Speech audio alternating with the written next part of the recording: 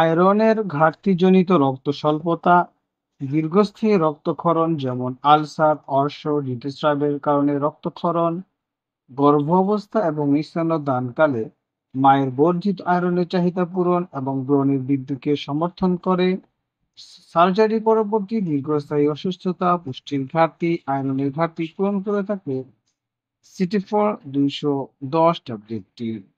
আসসালামু আলাইকুম, Shams medicine tips আপনাদের সবাইকে স্বাগতম। আমি আবারও চলে আসলাম আপনাদের মাঝে নতুন একটি টপিকস নিয়ে। আজকে আমার টপিকস হচ্ছে সিটি4 210 ট্যাবলেট, যার জেনেরিক হচ্ছে ফেরিক আয়রন। এটি আমাদের আয়রনের ঘাটতিজনিত রক্ত স্বল্পতা, পুষ্টির ঘাটতি এবং অসুস্থতা বা দীর্ঘস্থায়ী অসুস্থতার কারণে রক্তের স্বল্পতা ইত্যাদির ক্ষেত্রে খুব দ্রুত কাজ করে থাকে। সুতরাং টপিকসটি শুরু করার পূর্বে আপনাদের কাছে আমার অনুরোধ, প্লিজ চ্যানেলটি সাবস্ক্রাইব করুন এবং ভিডিওটি আপনার টাইমলাইন থেকে শেয়ার করে দিন। যারা অলরেডি আমার চ্যানেলটি দেশ এবং প্রবাস থেকে সাবস্ক্রাইব করেছেন তাদেরকে অসংখ্য ধন্যবাদ। যারা এখনো করেননি বন্ধুরা, প্লিজ চ্যানেলটি সাবস্ক্রাইব করে ভিডিওটি আপনার টাইমলাইন থেকে শেয়ার করে দিন। এর ফলে হয়তো আপনি উপকৃত হতে পারেন অথবা আপনার প্রিয় মানুষ যারা এই ধরনের সমস্যা ভুগছে তাদের উপকারে আসতে পারে। চলুন বন্ধুরা, আমরা চলে যাই আমাদের মেইন টপিকসে।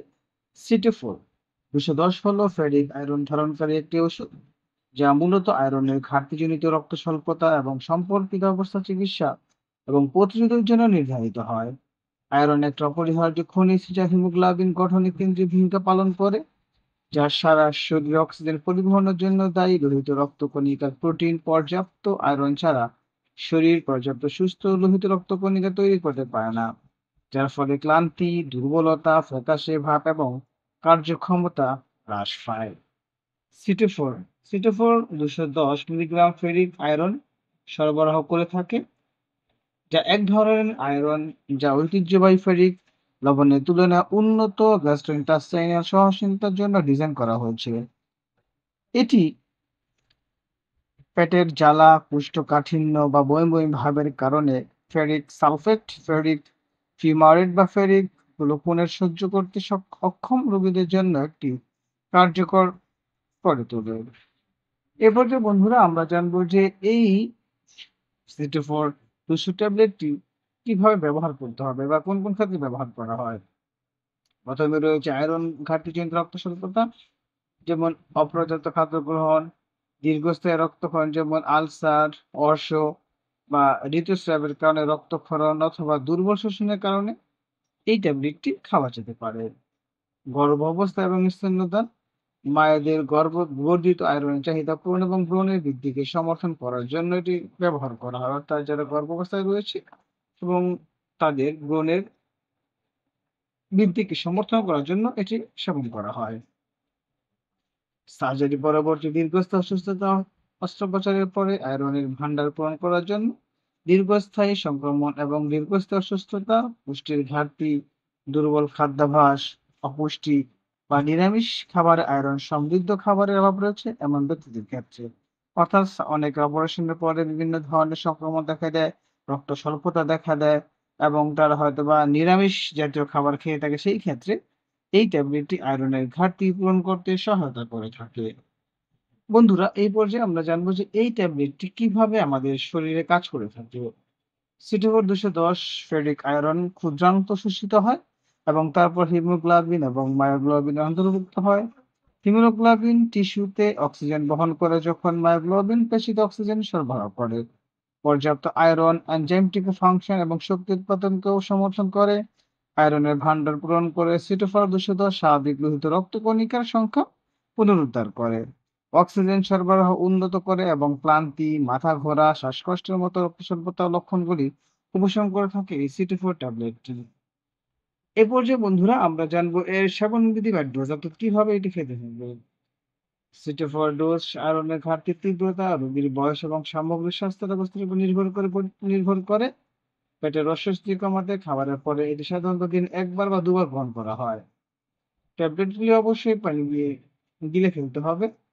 রোগীদের চা, কফি বা ক্যালসিয়াম সমৃদ্ধ খাবারের সাথে এটি গ্রহণ করা এড়িয়ে চলা উচিত, কারণ এগুলি আয়রনের শোষণকে হ্রাস করতে পারে। অর্থাৎ আপনি রোগের তীব্রতার অনুসারে আপনি সকাল অথবা রাত অর্থাৎ দিনে ২ বার খেতে পারবেন। এবং অবশ্যই ট্যাবলেটটিকে পানিতে খেতে হবে। তাছাড়া যারা চা, কফি, ক্যালসিয়াম সমৃদ্ধ খাবারের সাথে যদি গ্রহণ করেন, এড়িয়ে চলতে হবে। অর্থাৎ এই খাবারের সাথে এই ট্যাবলেটটি এড়িয়ে চলতে হবে। পার্শ্ব প্রতিক্রিয়া পার্শ্ব প্রতিক্রিয়া বন্ধু প্রতিটি মেডিসিনের পার্শ্ব প্রতিক্রিয়া রয়েছে। তেমনি করে সিটিফাডার আ এর ব্যতিক্রমী নয়। পার্শ্ব প্রতিক্রিয়ার মধ্যে রয়েছে বমি ভাব, পেটে অস্বস্তি, গাঢ় রঙের মল। এটা ক্ষতিকর প্রভাব হতে পারে। কোষ্ঠকাঠিন্য, ডায়রিয়া ইত্যাদি। সতর্কতা। বন্ধুরা প্রতিটি মেডিসিনের সতর্কতা রয়েছে। সুতরাং সিটিফাড যখন আমরা সেবন করব সেই সময় আমাদের কিছু সতর্কতা অবলম্বন করতে হবে, জানতে হবে।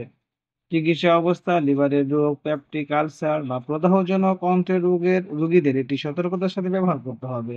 অর্থাৎ যাদের লিভারের সমস্যা রয়েছে, আলসার রয়েছে, এই ধরনের রোগীদেরকে অবশ্যই আয়রনের ঘাটতি পূরণ করার জন্য এই ট্যাবলেটটি সেবন করার পূর্বে অবশ্যই সতর্কতার সাথে এটি সেবন করতে হবে। অতিরিক্ত মাত্রায় ঝুঁকি, অতিরিক্ত আয়রন গ্রহণ বিষাক্ত হতে পারে। বিশেষ করে শিশুদের ক্ষেত্রে তাই এই ট্যাবলেটগুলি তাদের নাগালের বাহিরে রাখা উচিত। অর্থাৎ অতিরিক্ত মাত্রায় এটাকে সেবন করা যাবে না। সেই ক্ষেত্রে প্রবলেম হতে পারে বিশেষ করে শিশুদের ক্ষেত্রে। সুতরাং বন্ধুরা আমরা বলতে পারি সিটিফার ২১০ একটি মূল্যবান আয়রন সম্পূরক যা কার্যকরভাবে আয়রনের ঘাটতিজনিত রক্ত স্বল্পতা চিকিৎসা করে এবং প্রতিরোধ করে। এর ফেরিক আয়রন ফর্মুলেশন প্রচলিত ফেরাস লবণের তুলনায় ভালো শোষণ এবং গ্যাস্ট্রোইন্টেস্টাইনাল পার্শ্ব প্রতিক্রিয়া কমিয়ে দেয়।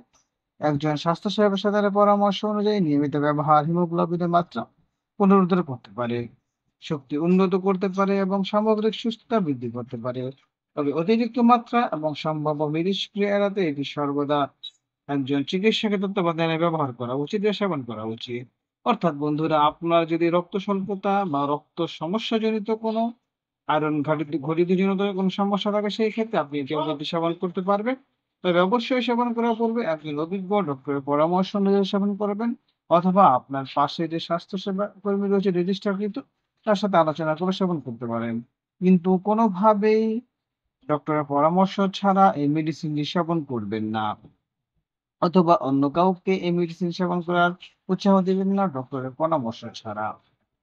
আমাদের এই চ্যানেলের মাধ্যমে শুধুমাত্র বন্ধুরা আমরা আপনারা কোন রোগের জন্য কোন মেডিসিন খাবেন সেই সম্পর্কে বলা হয়। সুতরাং বন্ধুরা আমাদের এই চ্যানেলের মাধ্যমে আপনাদেরকে শুধুমাত্র কোন রোগের জন্য কোন মেডিসিনটি সেবন করবো সেই সম্পর্কে বলা হয়। সুতরাং আপনি যেকোনো মেডিসিন সেবন করার পূর্বে একজন অভিজ্ঞ ডক্টরের পরামর্শ নিয়ে সেবন করবেন। ভিডিওটি যদি ভালো লাগে এবং উপকারী মনে হয় তাহলে অবশ্যই বন্ধুদের সাথে শেয়ার করে দিন এবং আপনাদের যদি নির্দিষ্ট কোনো টপিকস থাকে তাহলে আমাদেরকে কমেন্টস করে জানিয়ে দিন। আমরা আপনাদের সেই কমেন্টস এর উপর ভিত্তি করে আপনাদের জন্য নতুন, নতুন ভিডিও নিয়ে আসবো। তাছাড়া এই টপিকসটি যদি আপনাদের কাছে উপকারী মনে হয় তাহলে অবশ্যই বন্ধুদের সাথে শেয়ার করে দিন। আজ এ পর্যন্তই। আগামীকালকে আবার কথা হবে নতুন কোনো টপিকসে। সেই পর্যন্ত সবার সুস্থতা কামনা করছি এবং আবার রিকোয়েস্ট করছি বন্ধুরা প্লিজ চ্যানেলটি সাবস্ক্রাইব করুন এবং ভিডিওটি আপনার টাইমলাইন থেকে শেয়ার করে দিন। এর ফলে হয়তোবা আপনার প্রিয় মানুষ যারা এই ধরনের সমস্যায় রয়েছে তাদের উপকারে আসতে পারে। এবং অবশ্যই শামস মেডিসিন ইউটিউব চ্যানেলটির সাথেই থাকুন। লাইক, কমেন্ট, শেয়ার করে আমাদেরকে পরবর্তী ভিডিও বানানোর উৎসাহ প্রদান করুন। সবার সুস্থতা কামনায় খোদা হাফেজ।